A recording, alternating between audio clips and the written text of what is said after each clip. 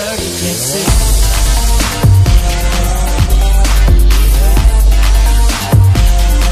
Solar eclipse.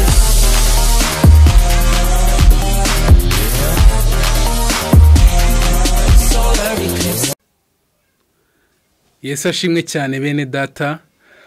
Ndabaramukije ndabifuriza amahoro y'Imana. Ni Muhoze Eric ugarutse kugira ngo muganire ijambo ry'Imana. Kuri uno munsi ijambo mwuka yashize ku mutima wanjye, tugiye kuganira, ngiye kukugezaho ibihe bitandatu by'umwihariko ugomba kwegera Imana kurusha ibindi. Ibihe bitandatu by'umwihariko ugomba kwegera Imana kurusha ibindi. Reka tubanze dusenge, twiragize Imana kugira ngo ibane natwe muri uno mwanya wo kuganira ijambo ry'Imana. Mwami Yesu, Mana ikomeye, Mana igira neza, Mana y'ubutware, Mana y'ubushobozi, turi imbere yawe duciye bugufi cyane. Turakwinginze kugira ngo uze ubane natwe muri iyi nyigisho. Data mwiza, reka bari wowe uganza, reka mwuka wawe aze atuyobore. Reka Data mwiza, ijambo ryawe tugiye kwiga, reka Mwami Yesu naba ari nge koza ikara ryakumurira ku munwa wanjye kugira ngo mvuge ibivuye ku mutima wawe. Reka Data mwiza uhe umugisha uyu mwene Data ugiye gukurikira iyi nyigisho, kandi ukingura amatwi yacu y'umwuka kugira ngo twumve icyo uvugana n'imitima yacu. Kubwa byose izina ryawe rihabwe icyubahiro, amen. Ibihe bitandatu by'umwihariko ugomba kwegera Imana niyo nyigisho tugiye kwiga uyu munsi. Turasoma ijambo ry'Imana muri Yakobo ibice 5. Ibi bihe bitandatu byose mwuka yabimishuriye muri iki gice cya 5 mu rwandiko rwa Yakobo. Mu rwandiko rwa Yakobo tugiye kuganira ibihe bitandatu by'umwihariko tugomba kwegera Imana kurusha ibindi. Igihe cya mbere ugomba kwegera Imana kurusha ibihe bindi byose ni igihe ubabaye. Igihe cya mbere ugomba kwegera Imana kurusha ibindi bihe byose ni igihe ubabaye. Turasoma ijambo ry'Imana Yakobo ibice 5 umurongo wa 13 ayaho. Hari ijambo rivuga ngo, mbese muri mwe hariho ubabaye nasenge. Mbese muri mwe hariho ubabaye nasenge. Mwene Data ndagira ngo nkubwire, nugera mu gihe cyo kubabara, nugera mu gihe cyo gupfusha, nugera mu gihe cyo kubura abawe, nugera mu gihe cyo kumva umutima wawe utanezerewe, nugera muri ibyo bihe, nta kindi kintu ugomba gukora, nicyo gihe ugomba kwegera Imana cyane. Nugera mu gihe wumva umutima wawe utanezerewe, nugera mu gihe wumva umutima wawe wumva ukubwira ibintu byinshi, wumva utanezerewe, ikintu ugomba gukora kurusha ibindi bintu byose ni ugusenga. Mu masengesho uzahabonera umunezero, mu masengesho uzahabonera ibyishimo, mu masengesho uzahabonera umudendezo. Imana izakuzuza ibyishimo. Niba ubabaye ukegera Imana, izaguha umunezero. Ndagira ngo nkubwire, nta kindi kintu gihesha amahoro mu mutima uretse Yesu. Nta kindi kintu cyakuzanira ibyishimo, nta kindi kintu cyakuzanira umudendezo uretse Yesu. Mu gihe ubabaye, muri icyo gihe mwene Data, ndumva hari umuntu wari wifashe umwanzuro wo kwiyahura. Mwene Data ndagira ngo nkubwire, shaka Imana, egera Imana, ufate ibihe byo gusenga, wirukane uwo mwuka wo kwiyahura katika jina la Yesu. Uwo mwuka wo kwiyahura uve ku buzima bwawe mu izina rya Yesu. Uwo mwuka wo kumva urambiwe iby'isi, urambiwe kuba kwisi, urambiwe kuba ubuzima ubayemo, uwo mwuka ndawirukanye mu izina rya Yesu.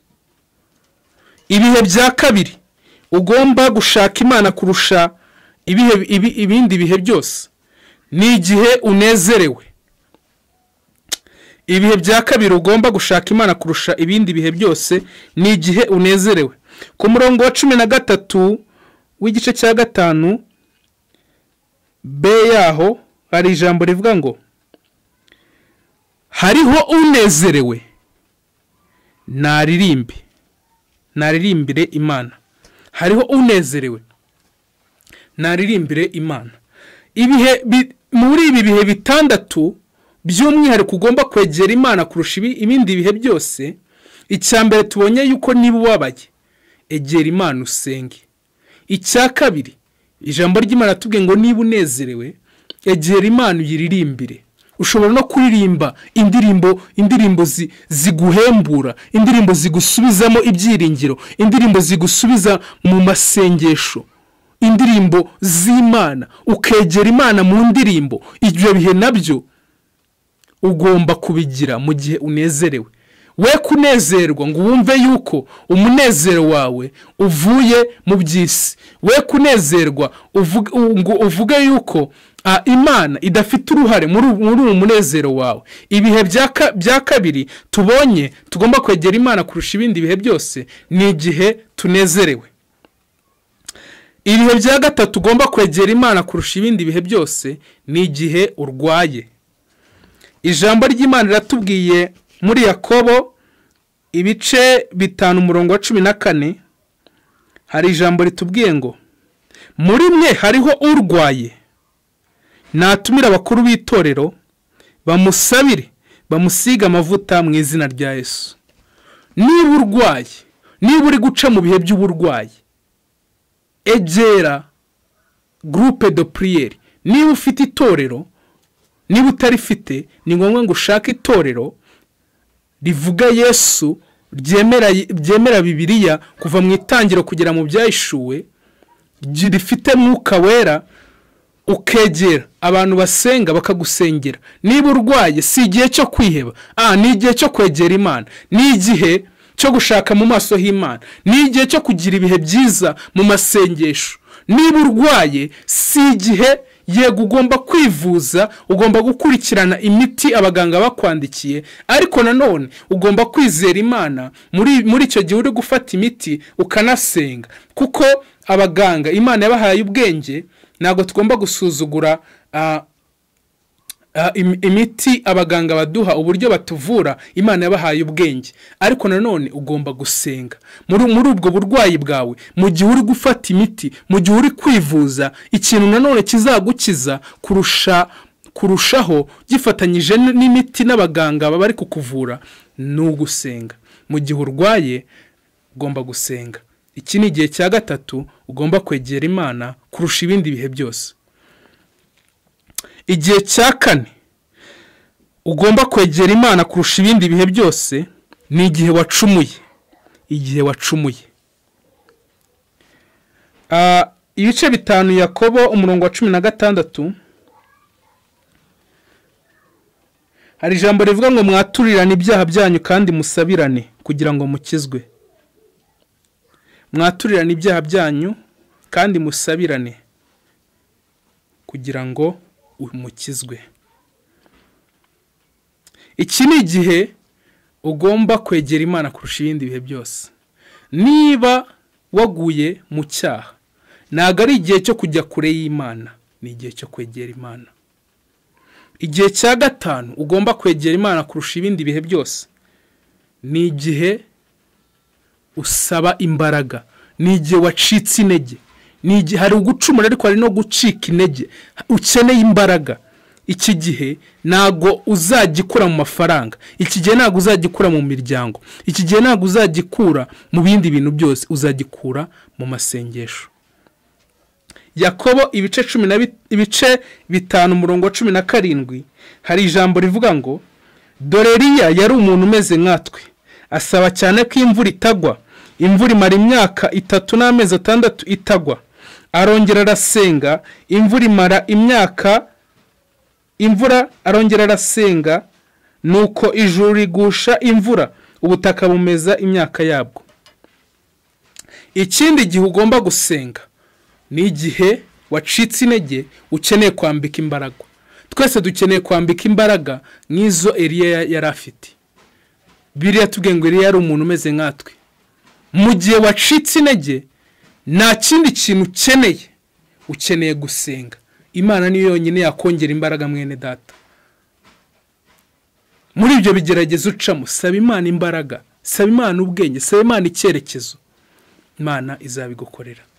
Igihe cya gatandatu ari nacyo cya nyuma tugomba kwegera Imana kurusha ibindi bihe byose, ni igihe ukeneye kuyoboza Imana inzira. Igihe ukeneye kuyoboza Imana inzira. Turasoma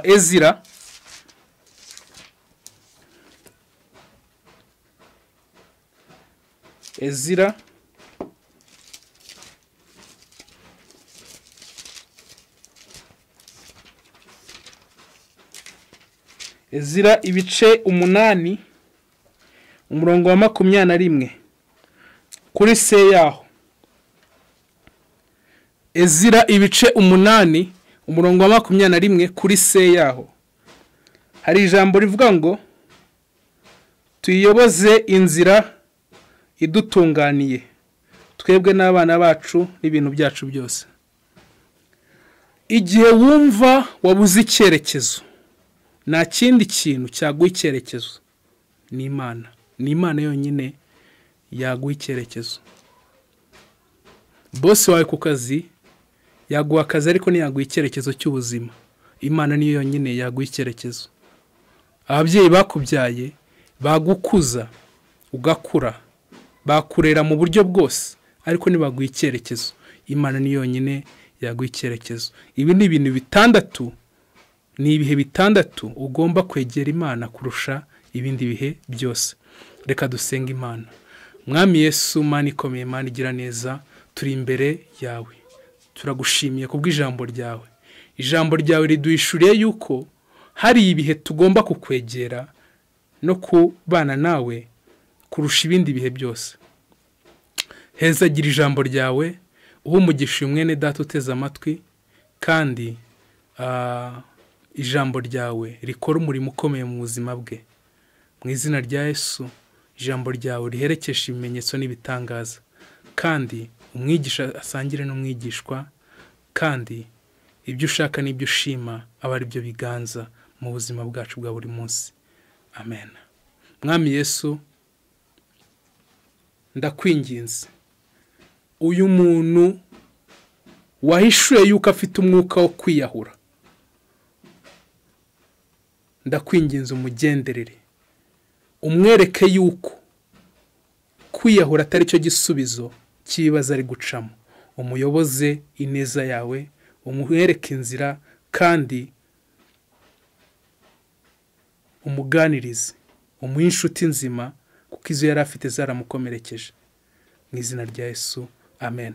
Bene data, ndabashimiye, ndakwinginze kugira ngo niba ari ubwa mbere ukurikiye Ikamba Calvary TV, wakanda subscribe ukabura dushyigikiye, kandi ibitekerezo byawe birakenewe. Wakandika muri comment, wakanda share, wakanda like, waba udushyigikiye. Kanda kuri ako kazogera kari hejuru kugira ngo uzajye ubona ibyigisho byacu mu buryo bukoroheye.